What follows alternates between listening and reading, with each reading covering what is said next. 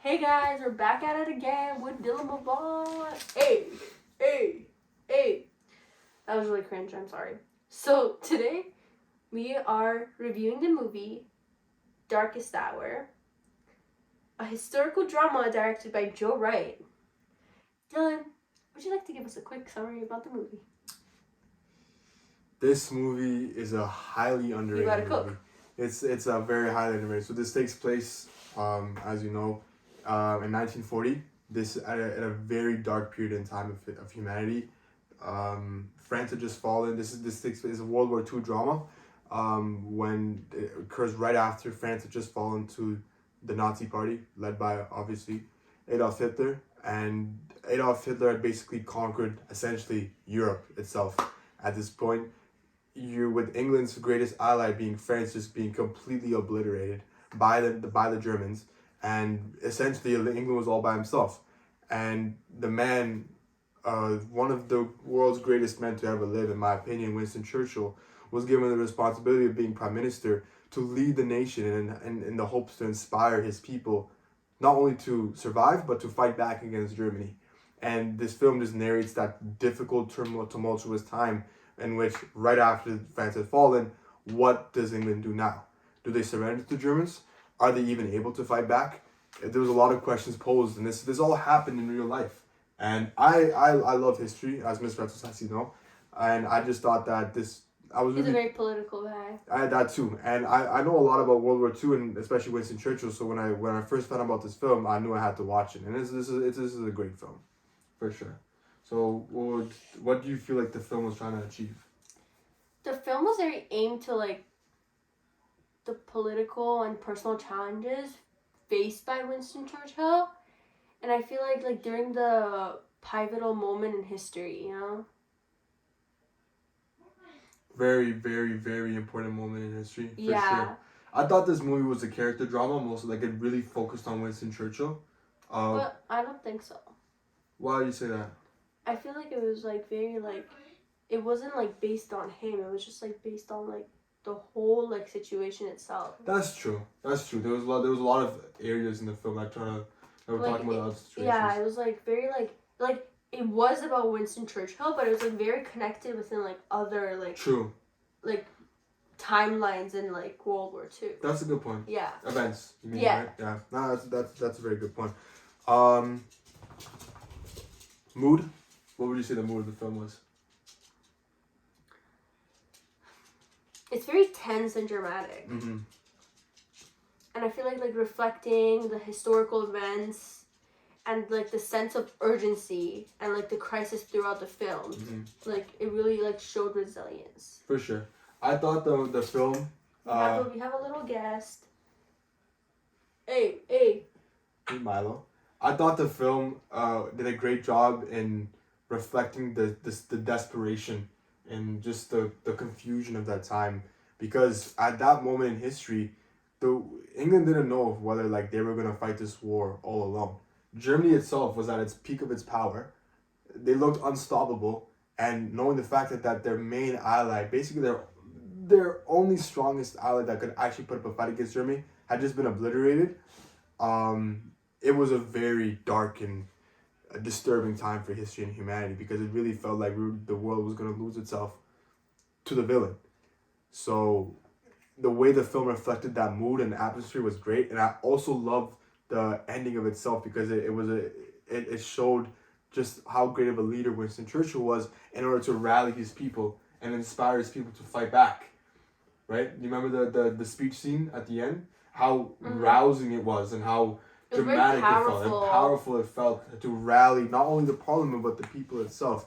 So I loved how the film could balance not only the darkest times but the good times as well. The times where it felt like the people were ready to fight back and the people were galvanized.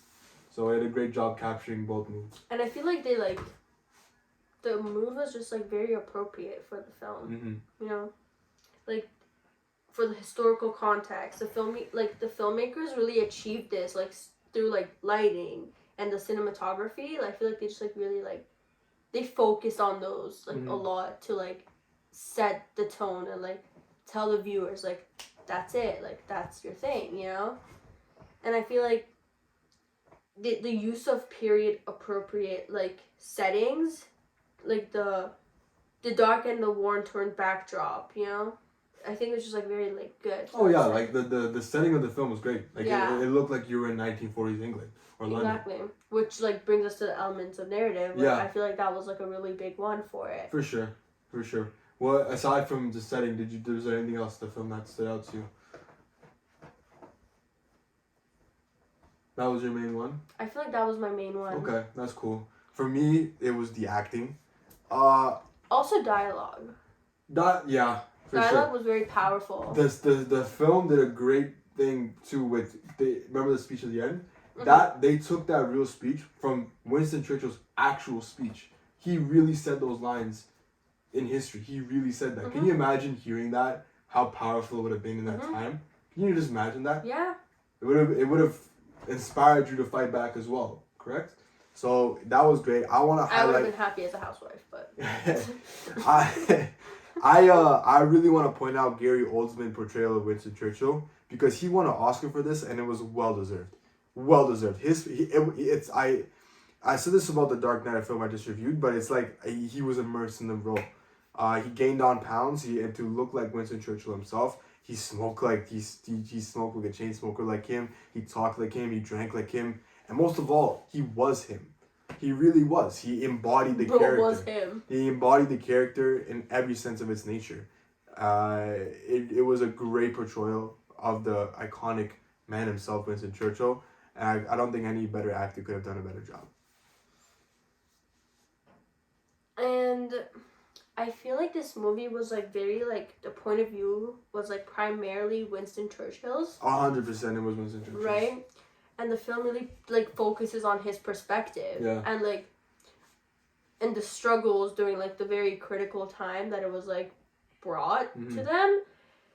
And I feel like the intended audience are like those who are into political biographies and film, like history stuff. Because like I didn't like that movie. I'm glad you say that because this film definitely isn't for everyone. I didn't like it. It's not for everyone. I think were you bored during it? I was so bored. Yeah, I was so bored. It's because she doesn't understand. I tried to rewatch it, but I couldn't. Like I really couldn't. It's she doesn't understand like the gravity or the serious. It's not a diss in any way.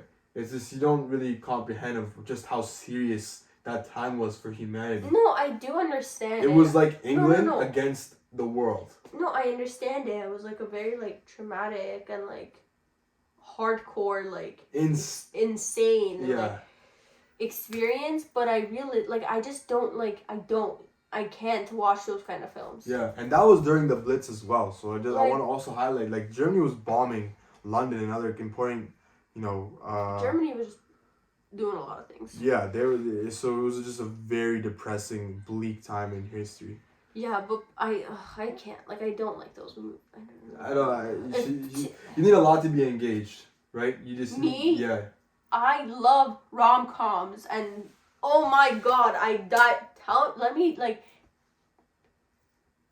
be like review a movie about things I hate about you. The Devil Wears Prada, like, and I'll be like.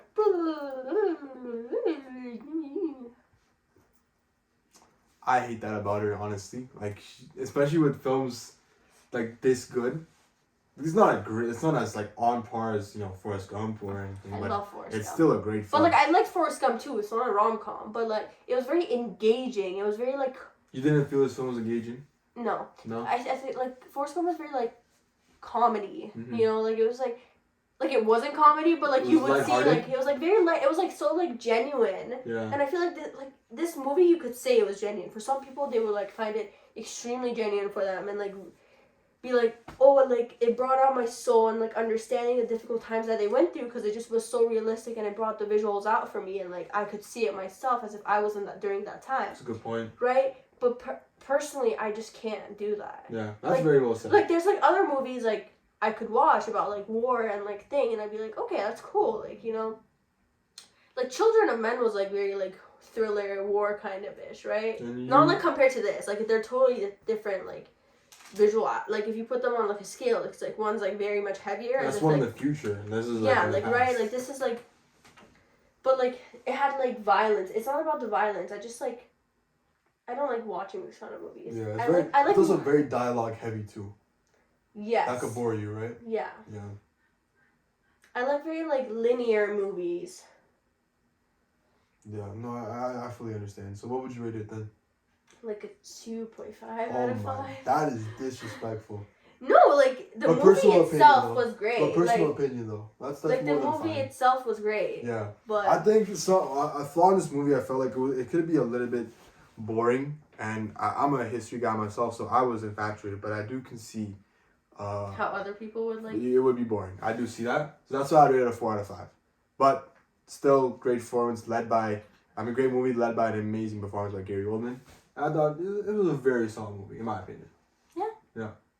All right. Thank you. We'll see you in the next review. Bye-bye.